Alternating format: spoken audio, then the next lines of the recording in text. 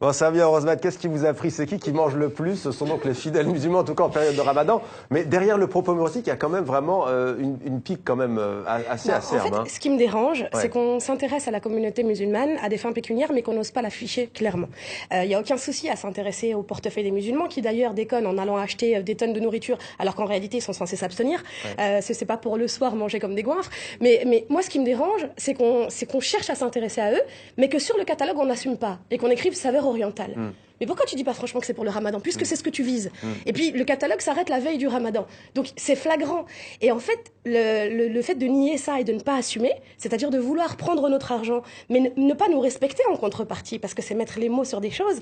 Eh ben moi, c'est ce qui m'a dérangé. Et donc c'est pour ça que j'ai fait tout ça, parce qu'après t'as des gens qui sont intervenus en disant mais c'est pas si important qu'on nous souhaite bon Ramadan, on s'en fiche, on le fait pour nous. Mais non, c'est pas ça le propos. Est-ce que vous avez dit à un moment donné que cette enseigne, il faut aussi se dire la vérité? On sait que tout est propice à polémique désormais dans la société française. Si le patron de ce magasin dit on va le faire, vous savez très bien que ça va être une avalanche de réactions. D'autres clients qui vont pas être contents. Ils ont fini par le faire.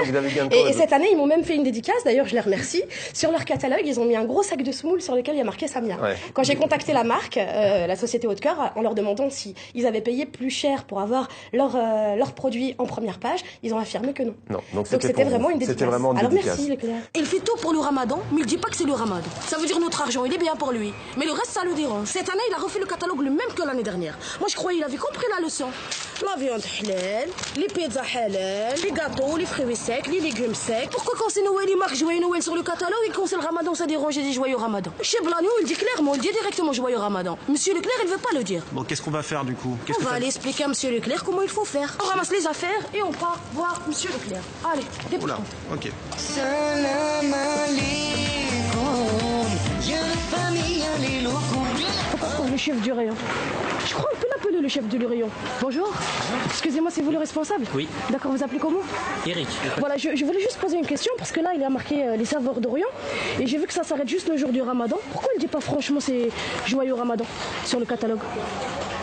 Pourquoi il dit pas c'est joyeux Ramadan ça? Oui, parce que quand c'est Noël, quand il fait la promotion, il dit joyeux Noël. Je pense que c'est parce qu'ils veulent toucher une clientèle plus grande. directement lui. Pour moi. Oui, non, je comprends, madame. Quand j'ai reçu le catalogue dans ma maison, bon là, j'étais pas contente. J'ai dit, regarde, ça veut dire notre argent, il est bien. Mais nous, on n'est pas bien.